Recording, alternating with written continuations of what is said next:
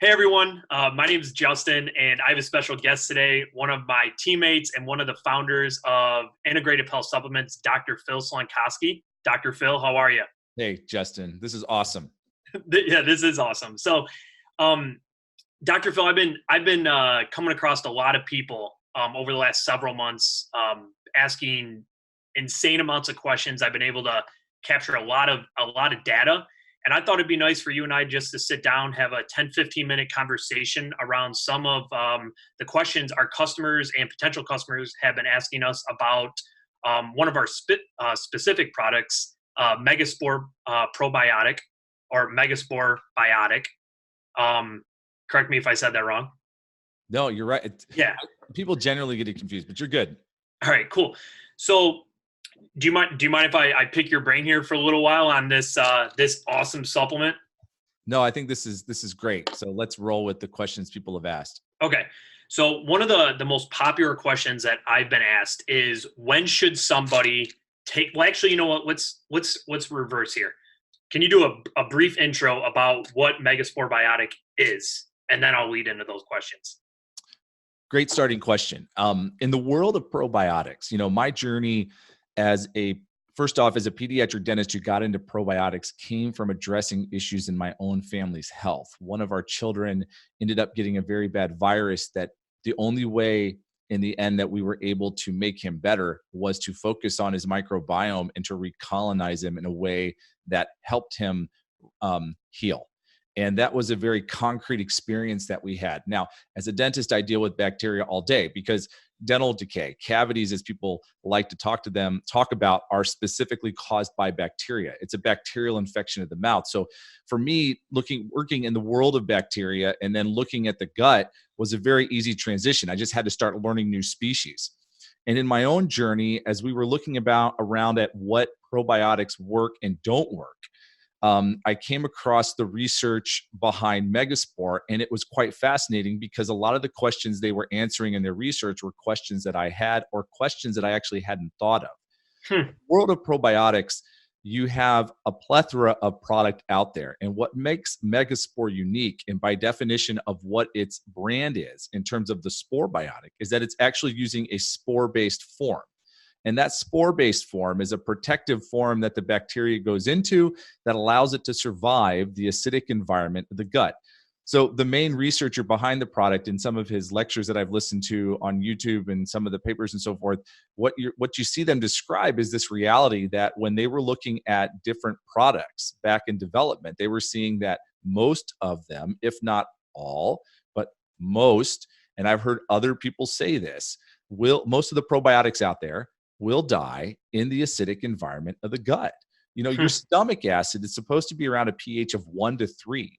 And, another discussion for another day is about how a lot of people as they age will have a decrease in the level of acidity and what that leads to. But the main thing is that most of the probiotic brands out there, when people would take them, they just would die. The Wow. other, and so when I came across the SPORE-BASED, it was all of this really good research that they were starting to do, showing how the spore-based forms were surviving, and not only surviving, but getting through into the gut and being able to colonize and actually do what by definition a probiotic is supposed to do. So the main thing that people have to understand is that the Megaspore probiotic is a spore-based probiotic. And that's what makes it different than almost every other brand out there. The only other brand that's comparable that I've seen is Josh Axe's spore-based probiotic. Like he Yep. has a few different strains. There's a few other prebiotics in there, but the again, what people need to understand is that it's a spore-based probiotic, and what makes it work so well is that the species forms a spore, and that's what allows it to survive that first pass through the acidity of your stomach. And then once it gets to the environment of the gut where it's supposed to be, all of a sudden it comes alive and starts doing its thing. Oh, man. All right. Well, some of that is way over my head, but that actually was one of the questions that some of our customers or people that were interested in this. So essentially, the question that you answered was, what is the spore probiotic? Like, what is it about the spore base of what this incredible supplement does? So, now let's say I've never taken this before. When would you recommend somebody taking it? That's another good question.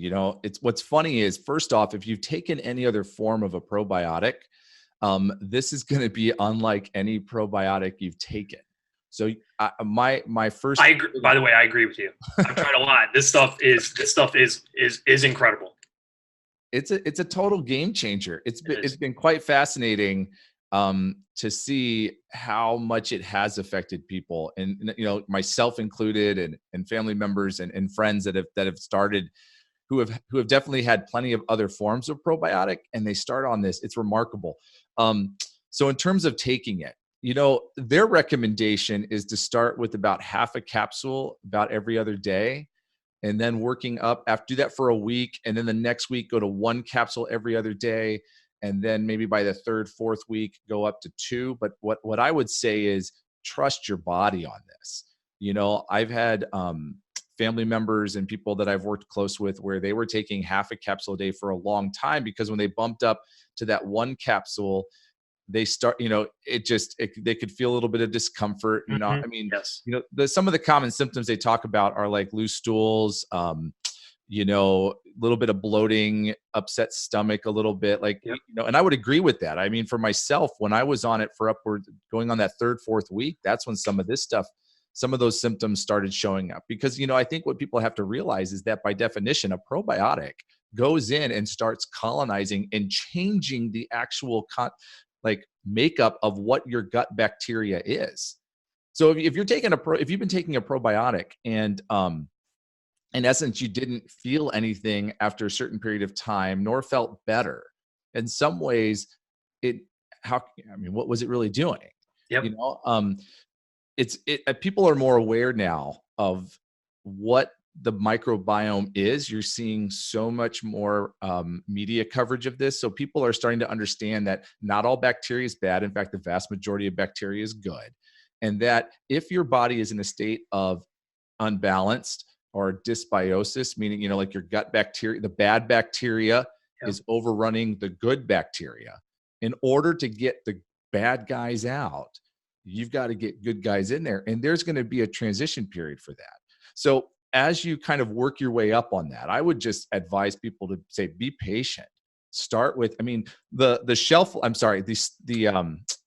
the lifespan of that SPORE-BASED in there is actually, I think they report 48 to 72 hours in terms of its turnover time. So, and then you've got it colonizing. And if you're taking good prebiotics, it's going to be thriving. Be patient.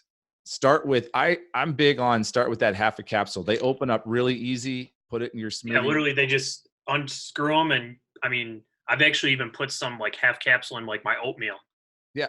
Instead of putting it directly on my tongue with water, I put it into the food before. Because it's a spore based, it can actually survive, I think, upwards of 400 degrees of heating if you want to. Wow. So if you want to put on cooked food. Very cool. So with that being said, would you advise taking it in the morning, afternoon, in the evening? Well, their recommendations are to take it with food. And I don't think it matters whether you take it morning or evening, but I would definitely make sure you take it with food. Okay. And then when they get to that, the 2 pills per day, are they taking it both at the same time, or are they taking them maybe breakfast, lunch, maybe breakfast, dinner? Or is there a preference? I've only recommended what they were recommending on the bottle, because obviously that's what they would have done their studies with. And that would have been, both pills together at the same time. I think the big thing, I guess, in my opinion, this would be a really good question to ask, that I've really never thought about is, I think in my own journey, being consistent is what's key, right? Like I would say, if someone's going to take it, like my wife, she likes to take hers at night after dinner. Okay. It's fine. She's she's a physician. But when it comes to probiotics, really, if what we were saying is for the last however many years, the probiotics we've been taking were not working, and now we're using one that's working. It's, the main thing I would say is be consistent. So if you're going to take it in the morning, just always take it in the morning, because like if you on your health journey, when you're trying to eliminate variables to find out what's working or not working, when you're inconsistent with taking your supplements, that could be one variable that you weren't thinking of in terms of what your response is. So just be consistent with it. I think taking it in the morning is a great time. I agree. Taking both of them together, I say, would be key. Okay, no, that's great. And then a lot of people have been asking because they've taken other probiotics before. Some have taken this, some have not, most haven't. But a lot of conversation again has been around the idea of this MegaSporeBiotic. So when should somebody maybe stop taking it or maybe not take as much? Again, I know you said something about listen to your body, listen to your intuition, but are there any signs that you could help provide clarity? Obviously, when I'm having these conversations with customers, I always direct them back to their healthcare practitioner, as in, we don't want to give any type of medical advice, but you obviously have been talking about this stuff. You've been using it in your life. You talk to your patients about it. When they ask you that question, what kind of advice do you give them in regards to maybe when they should lean off or maybe signs that they're experiencing some type of side effect? I think it's a great question because you're right. I think most people have to be in conversation one way or another with someone whom they can trust, whether it's their doctor, their health coach, where they have an idea of how they want their body to feel, how their body's supposed to feel. Now, when it comes to probiotics, for the most part, it's relatively safe. And there's a few people that can have some types of different conditions that are already under such an intense care of a doctor that they're going to be having these conversations. And that's a very, very small bit, right? I So agree.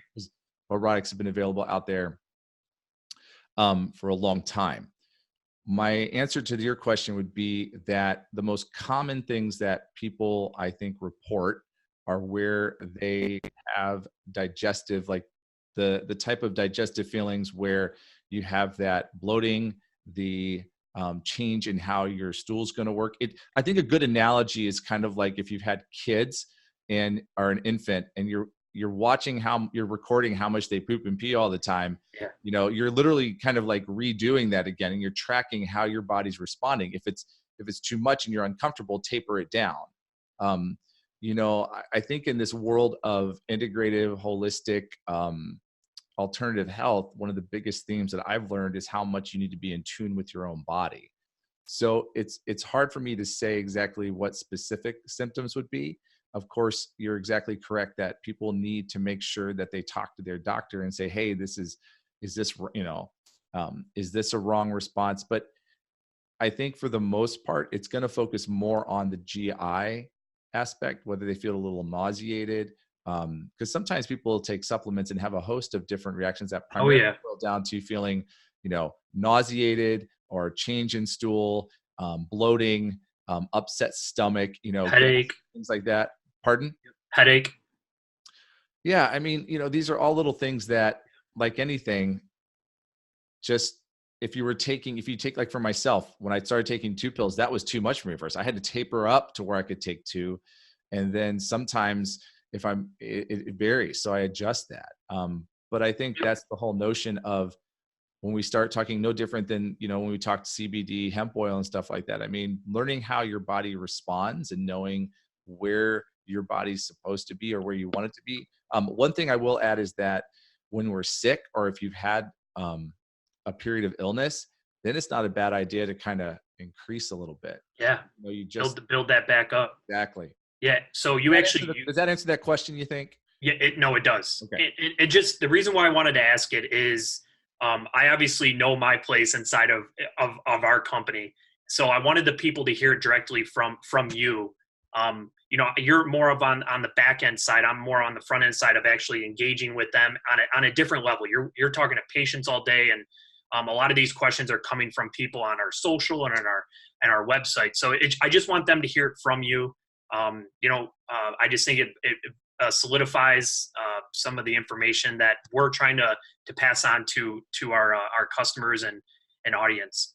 I was going to add one thing, Justin. And this is something that you and I and the rest of the team have had conversation about. I mean, one of the goals that we have as part of Integrative Health Supplements is that we're trying to find the best of specific products out there that we think everybody needs. Everybody needs to have a good probiotic. And the research shows that this is definitely one of the top ones, if not top ones out there. I 100% agree with that. And a lot of healthcare providers don't have the time or wherewithal to like really dive into all this stuff. So we really always want to encourage people to talk to their doctors about it because you know what, as a practitioner, I love it when patients bring to me information that I didn't know about, because then I can go and research it further, and it's part of this whole crowdsourcing effect. So, like, well, here's a perfect example, Justin, is, my wife's been in this world of functional medicine for a while, and she didn't find out about Megaspore from researching it. I brought home one day and said, hey, this is amazing probiotic I've been researching, and what do you think? So then she switched and started recommending it to her patients. So, to me, Awesome. that's the example of the power of where, if as a patient, you want to take this, you're interested in it, take it to your doctor, because, that's how they're going to learn. That's how they're going to understand. How, and in the end, when it changes your life and makes things better, they're going to have a tool now that they can recommend to other. Oh my gosh, 100%. That's awesome. That is awesome. And then I want to ask, I could sit here all day and pick your brain, Dr. Phil, but I actually wanted to, you started going down the whole CBD hemp thing really quickly in regards to what it is that we're doing at Integrative Health Supplements. So I've been getting the question as to why should I take CBD and Megaspore? Like, what is the connection as to why, how we're filtering, we're going out into the world and we're trying to find the best of the best? Why match this with a CBD? So what's interesting is in the research that they've done with Megaspore, and the big thing that the microbiome labs promotes is this idea that they can significantly reduce leaky gut. Okay. So people who have high levels of inflammation almost inevitably have some form of leaky gut, meaning that, our body is made up and it is incredible and can help fight almost everything. But the foods that we eat and the exposure that we get to all these different toxins, not to mention stress, creates little holes in our gut that allow food particles and matter and things to get through that aren't supposed to be there. That's leaky gut in a nutshell. The research that they've done and what they've been able to show using their Megaspore and other products that help recolonize the gut is they've shown to be able to significantly correct that in a very short period of time. Some of their studies say within about 30 days, 60% of people showed significant decrease in different inflammatory markers. Okay. Wow. Now, that's coming at it from a standpoint of colonizing it with the right bacteria. And when you get the right bacteria in, and people can look up, the 5 different spores that are in the Megaspore. Yep. If you go to their website, they show you a really great handout about what the 5 different species do. And I think that's quite remarkable. Now, its connection to CBD is as follows. There's a lot of research out there showing that when you engage the endocannabinoid system, which again is natural to our body, okay, our body's endocannabinoid system regulates everything literally. Yeah. A key part being the nervous system that ties into the gut. Now, they have shown that when CBD is engaged and so forth, you actually also decrease the inflammation that's existent. And that they're also showing that certain beneficial bacteria that otherwise weren't growing actually start growing and coming back when people are engaging that. So there's a total synergy there that's in different papers that I've read. And I think that as time goes on, we're only going to see more and more of that because we're starting to understand so much more about the microbiome. And as we start to learn more about how the endocannabinoid system works, I think it's going to be a lot more synergy there. But I think to summarize it, Justin, it's like, look, no matter what, you have to make sure that you're getting the right bacteria. And the right bacteria we are not getting from any other forms of probiotics out there. The inflammation that's in our body needs to come down. So for someone who needs a good probiotic, their body's going to be in a state of inflammation. And that's where, getting the CBD and the hemp oil, it's being specific, hemp oil. We're not talking about, CBD can come from both, as we said, but bottom line is if you're engaging your endocannabinoid system with whatever you're using, okay, because there's obviously a lot of different ways to do that as that world's exploding. You're going to be helping lower the body's inflammation on that front. And if you're colonizing with good bacteria, it's going to work synergistically. There's not going to be any antagonism. Yeah, it's beautiful. So it's kind of bringing your body, the two are essentially working together, combating a lot of bad stuff and bringing your body almost back to a natural state. Yeah, I would think that in my mind, the ideal situation is that you would see someone, if someone was, let's say, starting off at a higher concentration of a cannabidiol, over time, they would probably decrease what they needed as they got their diet and their biome back in order. I mean, in reality, right? I mean, Yeah, no, 100%. The goal of everything is to eventually eliminate the need for it if you're helping your body get into the right direction, Yep. if you get healthy, you shouldn't need stuff as much anymore. Yeah, that is the goal. Yeah. And you guys, and for clarity on this, you guys, as we're talking through this, eliminating things, Dr. Phil is not necessarily meaning eliminating medications. We never would advise that. So as always, please make sure you seek counsel with your medical practitioner. If you think there is an opportunity for you to weave off something, again, we're not suggesting that by any means. Dr. Phil, anything else you want to add on this? I know you're a very busy man, so I definitely appreciate your time, but anything else you'd like to share with us, or make sure we touch base here before we part ways? No, I think I just want to emphasize to people that when it comes to probiotics, people have to understand that the foods that we eat and the environment that we live in and the stress that we have all plays a role in this. And that anytime, like, a probiotic is not going to just be this magic pill you can take, although they are working on some really cool stuff that do amazing things that operate off this science. But the bottom line is, this should be part of an overarching approach that as a person starts to see this change, you use that change and try to really, propel yourself forward to decrease your stress. Because, the more stress you have, the more it's going to change your gut and the more that the Megaspore will help, but it's not going to be the end all solution. Yeah. So, I would just encourage people to say, look, the understanding of the microbiome is changing the way that medicine is practiced, and it's affirming a lot of things that that alternative and holistic things have kind of said for a while, but didn't have science to back up. And as we start to understand this more, products like Megaspore and other products are going to come. But what's most important is definitely, I'm big on working with your practitioner just so they can be in the loop.